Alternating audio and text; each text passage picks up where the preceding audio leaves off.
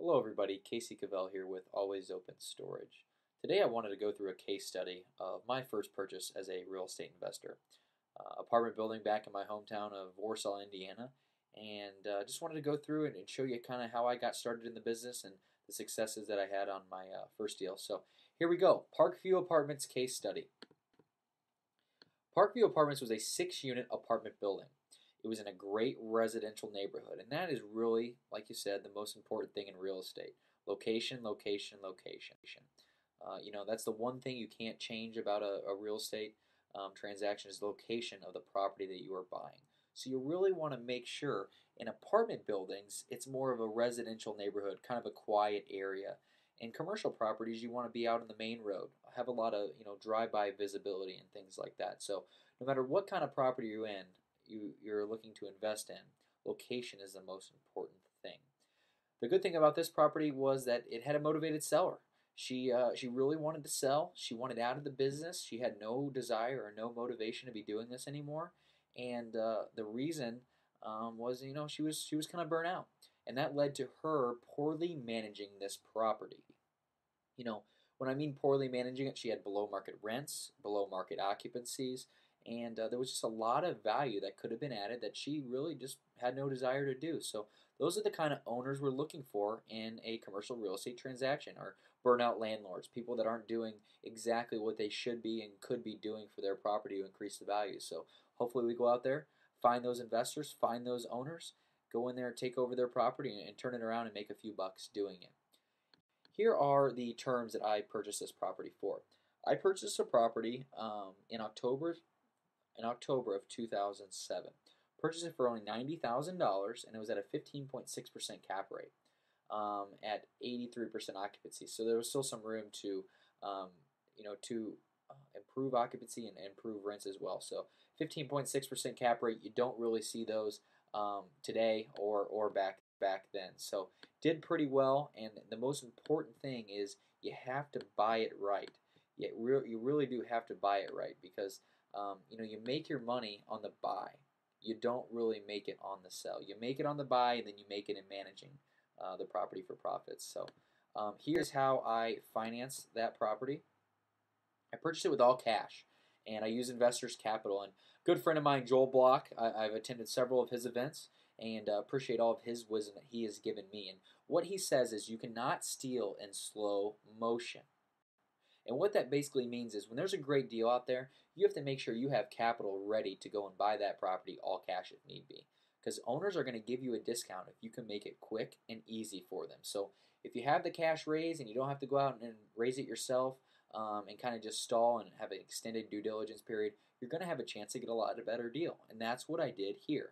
I had the cash ready to go. I purchased it all cash and I was ready to go. And thus I got a great deal. So my whole plan was to increase the value of the property by raising the rents, by reducing the expenses, get the thing reappraised, and refinance it, cash my investor out. And that's exactly what I did. See, I had the plan written down. My investor knew what I was going to do. I had advisors that were going to help me get to where I needed to be, and it kind of just worked out. So, put the plan on paper, ask others for advice and help, and you're going to have a good chance to succeed.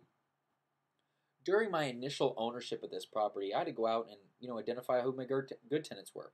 Who was paying their rent on time, who was a solid tenant, who was keeping the place nice.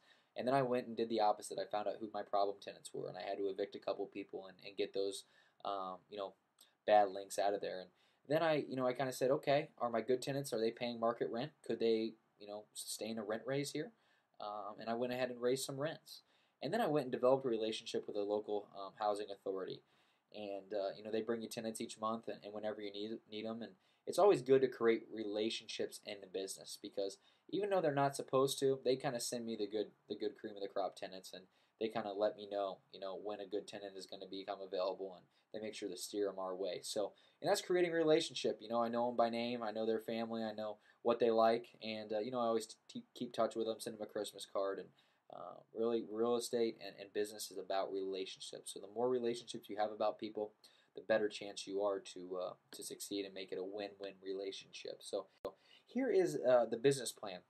And you got to put it on paper like I mentioned. My business plan was to keep the good tenants, eliminate the problem tenants, increase the rental rates, solve the ongoing vacancy issue by possibly building the relationship with the housing authority, by doing some better marketing and put some word of mouth advertisements out there as well, and really treat your tenants right, treat your customers right, and they're going to go tell other people about you. So those are kind of the marketing tools that I use, and all of these things really help me increase the NOI, the net operating income, which is how a property is valued. So you increase your income, decrease your expenses, your net operating income is going to increase as well. So during my initial ownership, I increased the occupancy. I eliminated those vacancy issues. I increased the rental rates of all current tenants and new tenants moving in as well. I really got a better class of tenant, and that was through my screening processes and through developing the relationship with the housing authority as well. And everything worked as planned. Increased my net operating income and appraisal value as well. So worked out really well. And here is my refinance and how that worked out and how I was able to pay my investors. The new appraisal came in at a very conservative $127,000. What I did was I went to a local bank, refinanced it, was able to pay off my investor in full, was able to give them an 8% return on their money, and they had their capital back within 12 months. So the most important thing to an investor is that they want to get their money back.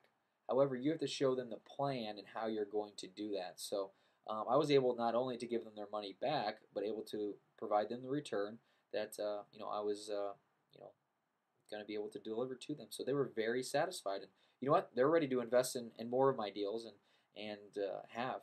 So you kind of want to start out small. But like you said, the easiest way to raise $1 million is to raise $100,000 first, and then $200,000. So you want to show your investors what you're made of. Show them a deal, get them a return, show them your successes, and then keep moving up the ladder. And that's what I've done. And just by educating yourself and dealing with really smart people that can help you get there is kind of how I've been successful thus far. So here we are today. Hey, I bought the property, no money down. I was 5 months out of college, kind of a newbie at this, and just read every book I can, and I continue to. And I've kind of moved into the self-storage world now. But same kind of concept: increase income, decrease expenses, better management, and you're going to be on your way to building a successful real estate portfolio. So have $800 a month in cash flow, $31,000 in equity, and appraisal value. I have this property for sale right now and have had several bites at it. So I should probably cash out right around $50,000 or so on this transaction. Whenever I do, tend to sell it. And right now there's no point. It's making me money. I got property management in place. Doesn't take much of my time at all. And you know what? All of this for no money down. So no money out of my pocket. Made my investors some money.